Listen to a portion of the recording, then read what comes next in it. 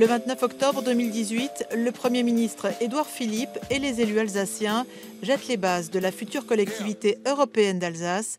Elle doit voir le jour dans 2 ans. Cette déclaration commune, c'est, je l'ai dit, du cousu humain. Dans le rôle des 2 chevilles ouvrières, Brigitte Klinkert et Frédéric Bierry, les 2 présidents des conseils départementaux.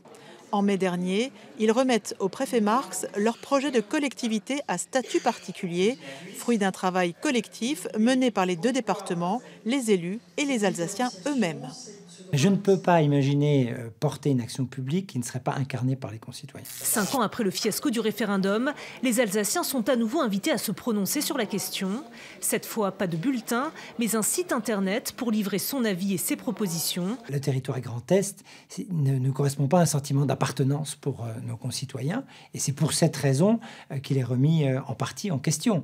Il y a aussi ce besoin d'être sur un territoire qui répond à la vie quotidienne de nos concitoyens. Pas de sortie du Grand Est, pas de fusion des départements et toujours 2 préfectures. Voilà pour le cadre de cette eurocollectivité. Justement, quelles seraient les compétences de cette collectivité? Alors cette collectivité d'Alsace aurait des compétences élargies, certaines transférées par l'État, comme la gestion des routes nationales par exemple, ou encore le recrutement des enseignants bilingues.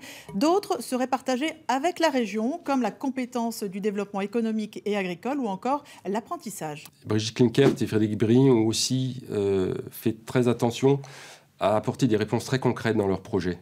Donc ça, c'est une leçon de l'échec du référendum de 2013, projet qui apparaissait comme une usine à gaz et pas assez concrète.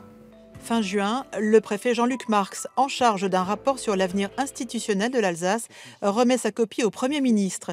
Il y reconnaît la nécessité de répondre aux désirs d'Alsace. Jacqueline Gouraud est mandatée en septembre pour rencontrer toutes les parties prenantes. Dernier pas avant la signature de l'accord de Matignon le 29 octobre. C'est un grand jour pour l'Alsace, je dirais même un jour historique. Les départements du Bas-Rhin et du Haut-Rhin vont devoir fusionner pour n'en faire plus qu'un. Des compétences élargies, bilinguisme, politique transfrontalière, compétences touristiques, gestion de l'A35, tout en restant dans le Grand Est. Lorrain et Champardonnais montrent les crocs. Opération déminage en séance plénière le 16 novembre à Metz. Il n'est pas question de toucher à la région Grand Est.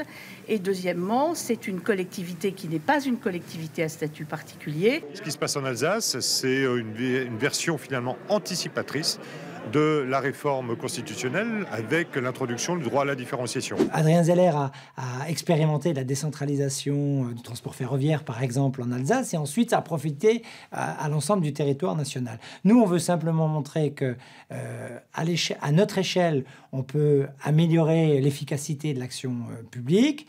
Si on fait nos preuves, d'autres territoires, sans doute, pourront en profiter. Et là, ça me va très bien, parce que notre enjeu, c'est bien sûr de servir les Alsaciens, le développement de notre territoire, mais c'est de servir aussi en intégralité notre pays.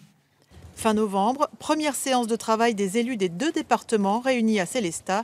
Première délibération votée symboliquement. Les acteurs politiques du Grand Est et alsaciens ont compris l'impérieuse nécessité de réussir, tout comme le gouvernement. Et je pense que vraiment le contexte actuel devrait faciliter cette mise en œuvre d'une démocratie plus décentralisée et qui fait davantage confiance à ces territoires. Reste à construire le projet de loi garantissant le contenu des accords de Matignon. La route est encore longue jusqu'au 1er janvier 2021, date retenue pour la naissance de ce super département.